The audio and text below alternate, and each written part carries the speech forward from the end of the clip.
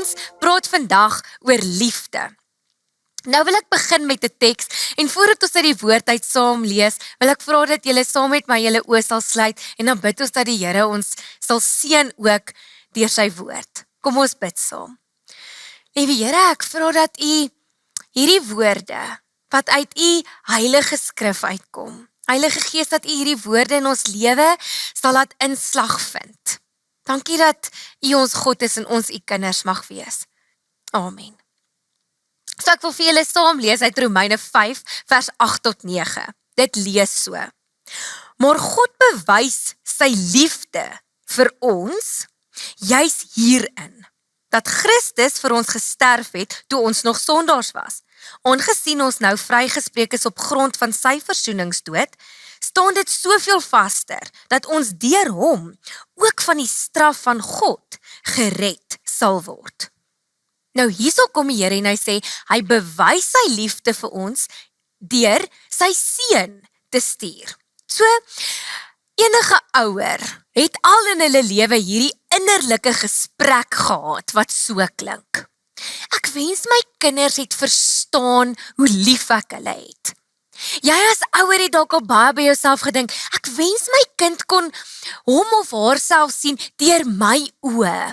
Ek gun hierdie kind my lewe.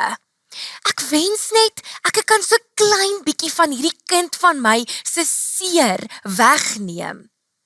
Nou God, die Vader, wat ook ons ouer is, wil ook graag vir ons bewys dat hy ons lief het, sodat ons dit sal verstaan. Maar hoe kan 'n God wat onverstaanbaar en onsigbaar is, sy liefde aan ons kommunikeer? Ek bedoel, ons as menslike ouers sukkel om baie keer aan ons kinders op 'n manier te wys hoe ons hulle lief het. Hoe moes God dit doen? En God bewys sy liefde in ons juis in Kersfees. In Jesus wat mens word. Lees saam met my wat sê Galasiërs 4 vers 4 tot 5. Maar toe die tyd wat God daarvoor bepaal het, aangebreek het, het hy sy seun gestuur. Hy is uit 'n vrou gebore en van sy geboorte af was hy aan die wet onderworpe om ons, wat aan die wet onderworpe was, los te koop, sodat ons as kinders van God aangeneem kan word. So weer eens, God kom bewys sy liefde aan ons deur sy seun te stuur. Maar hierdie teks sê baie spesifiek, maar toe die tyd daarvoor reg was. Daar's baie voorspellings in die Ou Testament van wie die Messias is en waar hy gebore gaan word en hoe die dinge rondom die Messias gaan werk. So, hoe sou ons weet dat God ons lief het? Net nog 'n boodskapper sou nie die ding gedoen het nie. Hoeveel profete in die Ou Testament het probeer verduidelik wat God se wil is en die mense het nie geluister nie. God sou nie net vir ons 'n briefie kon stuur om vir ons te verduidelik hoe lief hy ons het.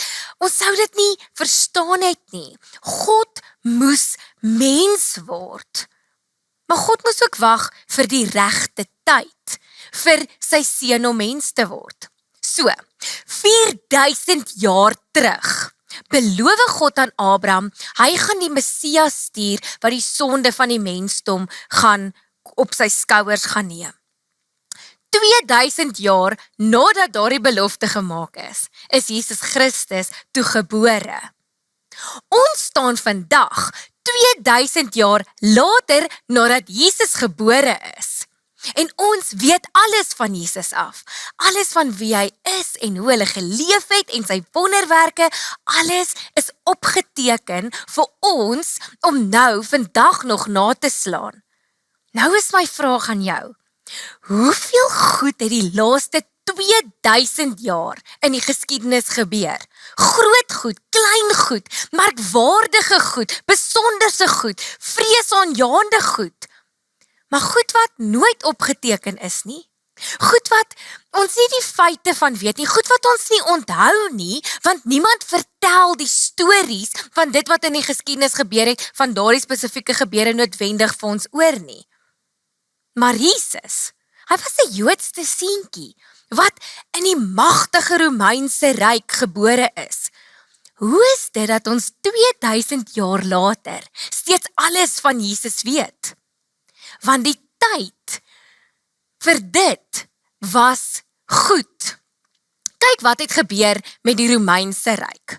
Onder die Romeinse Ryk is die hele wêreld van daai tyd onder die mag van daai ryk gevestig. So, vir jare en jare was daar 'n klomp oorloë, maar toe die Romeine aanbewind is in die tyd wat Jesus gebore is, was daar vrede in die ryk.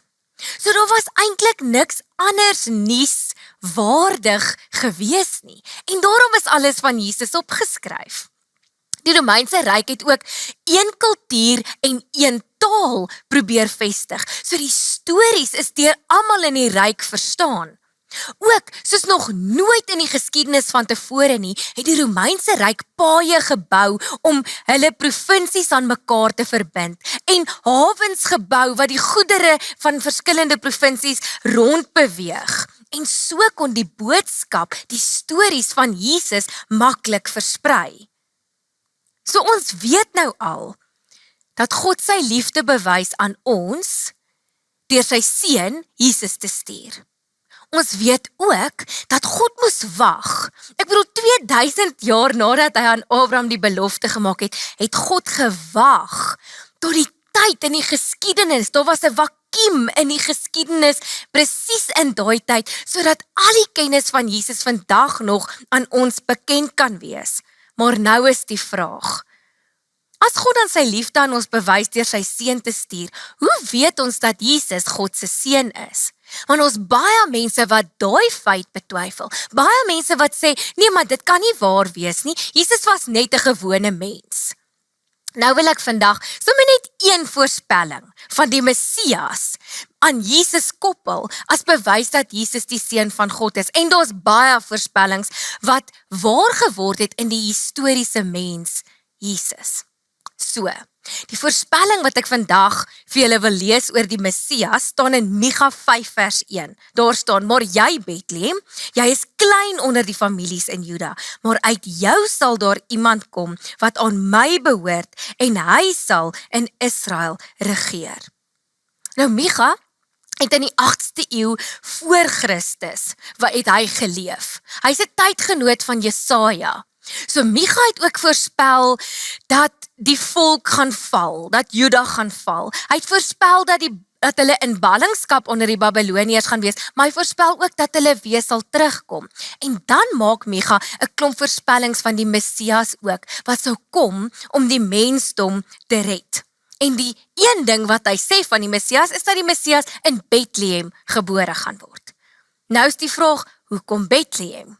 Nou oké, so Bethlehem is die plek waar Jakob homself gevestig het, voordat hulle Egipte toe is, voordat Josef hulle Egipte toe laat kom het. Bethlehem is ook die plek waar Dawid gebore is, en daar waar hy na sy pa se skape gekyk het, voor hy koning geword het. Maar eintlik is Bethlehem 'n klein dorpie. Bethlehem is nie 'n noemenswaardige plek nie.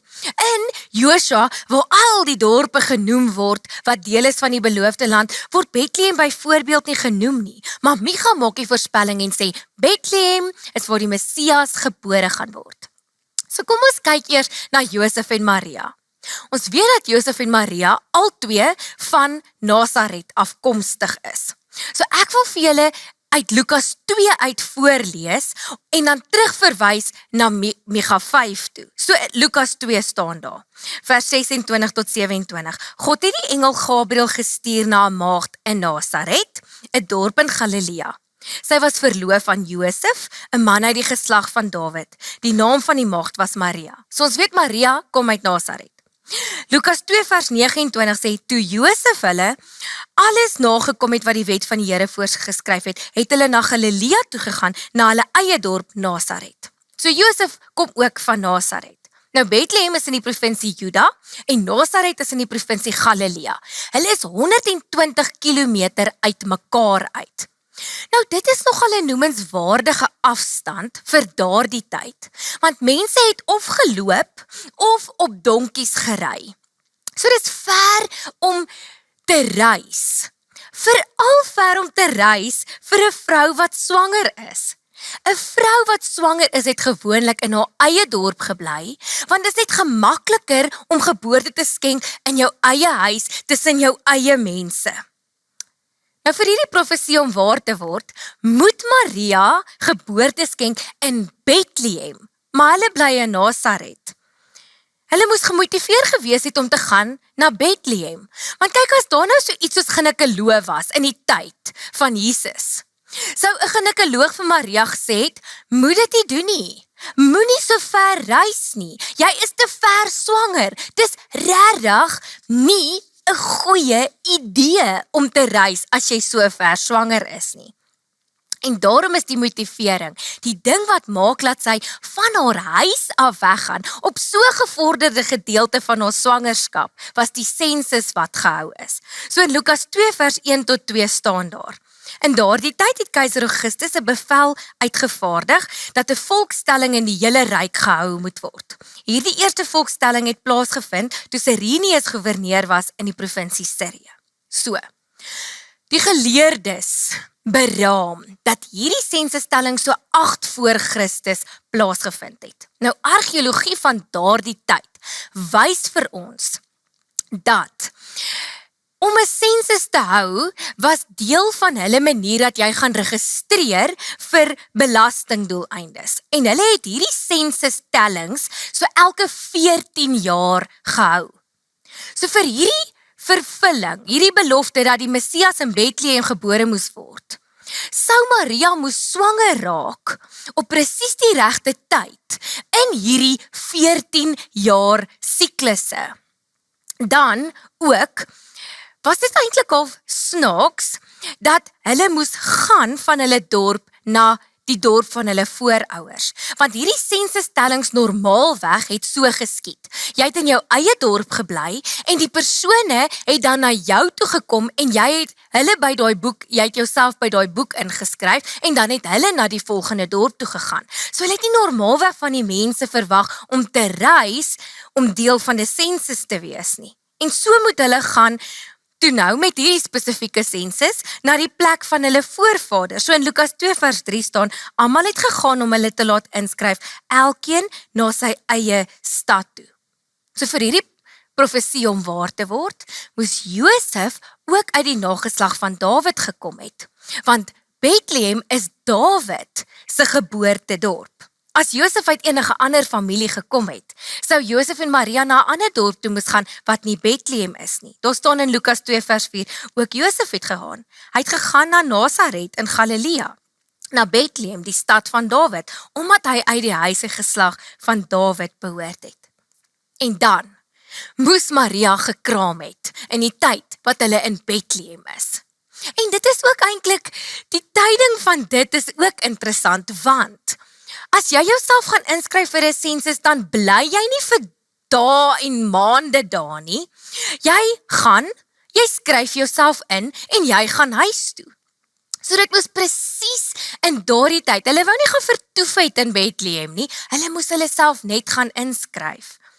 Maar Lukas 2 vers 6 tot 7 sê, terwyl hulle daar was, het die tyd gekom dat haar kind gebore moes word. Sy het haar eersteling seun in die wêreld gebring, om in doeke toegedraai en in 'n krib neergelê. So nie net moes hulle by die regte plek wees nie, maar sy moes ook in die regte tyd van haar swangerskap gewees het, vir Jesus om in Bethlehem gebore te word. Al hierdie dinge moes reg gewees het. Die regte tyd van die sensus, Dawid uit die regte familie, Maria op die regte tyd van haar swangerskap. Al hierdie goed moes in plek wees vir een profesie van Jesus om waar te word dat hy die Messias is. En hierdie is een van vele profesieë in die Ou Testament wat in Jesus Christus, die historiese Jesus Christus, waar geword het. En God sien vooruit. Josef en Maria moes verloof gewees het. Josef, familie van Dawid. Maria, regte tyd van swangerskap, regte tyd van sensus. Sodat God se beloftes vervul kan word. God is aan die werk in die wêreld. God is getrou aan sy beloftes. Selfs al is dit 2000 jaar later is God getrou aan sy beloftes. Ons is nie in hierdie wêreld net vasgevang in hierdie onvoorspelbare wêreld van onveranderlike gebeure en ons moet maar net inval nie. God het 'n plan en Jesus se geboorte, daardie vakuum wat in die geskiedenis plaasgevind het, waarbinne Jesus moes gebore word, sodat die boodskappe van alles wie hy is, opgeteken kan word en kan versprei. Dit was perfek. Die tyd was perfek. So is God se tyd ook vir ons perfek. En natuurlik is dit vir ons moeilik om te glo. Veral wanneer ons in chaotiese tye is, soos hierdie, dan wonder ons, wat is die plan? Wat gaan hier aan? Is ons nie dalk uitgelewer aan hierdie deurmekaar wêreld nie? Maar Jesus se menswording is God se bewys dat dit nie is nie. En as ek sê God is in beheer, en God bepaal ons lewens, dan sê ek nie dat ons 'n klomp poppe is wat aan draadjies vas is en ons moet nou maar net gaan daar waar God ons wil hê nie. Ons het ook vrye wil. Die engel kom na Maria toe en sê jy gaan swanger word en sy aanvaar dit. Die engel kom na Josef toe en sê jy kan maar met Maria trou want God het 'n plan en hy aanvaar dit. God het 'n plan. En ek en jy moet besluit of ons wil toelaat dat ons deur God gebruik word in sy koninkryk. God het 'n storie wat hy oor eeue besig is om te vestig. En ek en jy moet besluit of ons wil deel wees van daardie storie. So, ek weet nie waar is jy op hierdie stadium in jou lewe nie. Wonder jy oor jou werk? Is jy op die regte plek? Wonder jy oor jou kinders? Is hulle met die regte goed besig? Wonder jy oor jou toekoms? Wonder jy of jy 'n man of 'n vrou gaan kry? Wonder jy of jy ooit kinders gaan kry? Waaroor wonder jy oor iets in die toekoms? Ek wil net vandag vir jou kom sê, Jesus se menswording is 'n bewys dat God 'n plan het met jou lewe. God kom bewys sy liefde aan ons, sodat ons sy planne sal vertrou. Hoekom het Jesus dan nodig gehad om te sterf? Kon Jesus nie net mens geword het en gesê het, okay, kom by mekaar, en het gesê het, aangekondig het en gesê het, ek het met die Vader gepraat, en die Vader het besluit, hy vergewe julle sondes nie. Hoekom moes Jesus sterf? Want, geliefdes, ons as mense, ons is skepties. Ons wil sien voor ons glo. Woorde is goedkoop. Iets moet geloofwaardig wees, voordat ons sal inkoop in daardie bepaalde ding. Voordat ons sal deel word van 'n bepaalde ding, wil ons eers hê, ons moet bewys word, dat hierdie ding waar en reg en goed is. En so is ons. Ons wil God se beloftes glo, maar ons wil eers sien dat dit kan waar word. Ons wil glo, God is lief vir ons, maar hy moet dit eintlik eers bietjie aan ons kom bewys. En jy weet eers hoe lief iemand jou het, as jy sien wat daardie persoon bereid is om vir jou op te offer. Liefde kos opofferings. En God kom en hy sê, ek sal die grootste opoffering maak, wat enige mens nog ooit in hulle lewe gemaak het. Ek gee my eie vlees, my eie mens, my eie wese, gee ek in julle plek. So, daar word die ware verhaal vertel van 'n pa wat eendag sy 10-jarige seentjie saamvat na sy werk toe. Want hulle kon nie iemand kry om na hom te kyk nie, en so is hierdie twee besig en hy wys vir hom alles wat by sy werk is. So hierdie pa werk by 'n toring wat 'n beheersentrum is vir 'n brug. So wanneer daar 'n boot oor die rivier kom, dan lig die brug. Maar wanneer daar 'n trein verbykom, dan sak die brug. En so wys hy sy seentjie en daar's toe 'n aangewese tyd vir hierdie brug om gesak te word, want die trein was op pad. En in daai oomblik toe die pa die hefboom moet trek, wat die ratte skuif vir hierdie brug om te sak, sien hy sy seun is daar onder in die rattekamer besig om te speel. En hy roep na hom en hy sê, kom hier, maar uit die aard van die saak kan die seentjie dit nie hoor nie, want die geraas van die water en die meganika is te veel. Maar die probleem is, as hierdie pa die hefboom trek, gaan daardie ratte van posisie skuif en dit gaan sy seun se lewe kos. Nou staan hierdie pa. Hy moet of honderde mense se lewens red wat op daardie trein is, of hy moet een se lewe red, sy seun se lewe. En wat moet hy doen? Hy kan nie dat honderde mense sterf nie. En hy maak sy oë toe en hy trek die hefboom, sodat die brug kan sak en sy seun verongeluk. Met trane in sy oë, omdat hy nou net hierdie besluit moes maak en dat sy seun oorlede is, kom die trein verby. En hy sien die mense in die kompartemente lag en kuier en drink tee. En hy dink by homself, as hierdie mense maar net geweet het, hulle gaan net aan asof niks gebeur het nie, maar hierdie het my seun se lewe gekos. Dis nie regverdig nie. Dit is wat God vir my en jou kom doen het. Hy het sy seun se lewe gegee, sodat hy aan ons kom bewys, dat hy ons lief het. Kom ons bid saam. Liewe Here, dankie vir dit wat U vir ons kom doen het. Dankie dat U ons God is. Dankie dat ons U kinders mag wees. Dankie dat die troonkamer vir ons nou oop is. Liewe Here, baie dankie. Dankie, dankie, dankie vir U liefde. Dankie vir die opoffering wat U gemaak het. Liewe Here, ek wil vra dat U ons sal wys hoe ons vertroue in U kan stel. Dit is nie altyd vir ons maklik nie, want dit voel vir ons is vasgevang in 'n chaotiese wêreld en dan wonder ons het U 'n plan, maar ons kom sê vandag en ons bely vandag, ons glo U het. Selfs al sien ons dit nie. Want U het reeds U self aan ons kom bewys. En daarom kom vestig ons onsself vandag weer opnuut in U liefde in hierdie seisoen van Kersfees. Amen.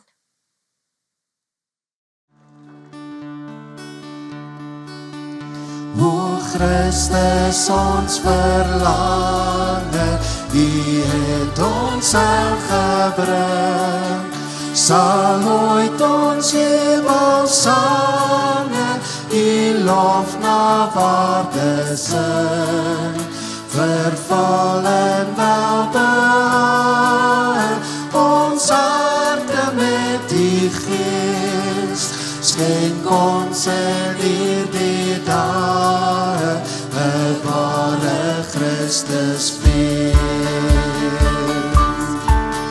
U wat as hemelkoning in heerlikheid regeer, maak onder mense woning, na lasse dienstig neer. Die kinders van aarde, voor wie al dankbaar juich, en wys is vir die wysheid, voor wie al bidend buig. En wys is van die wysheid, voor wie al bidend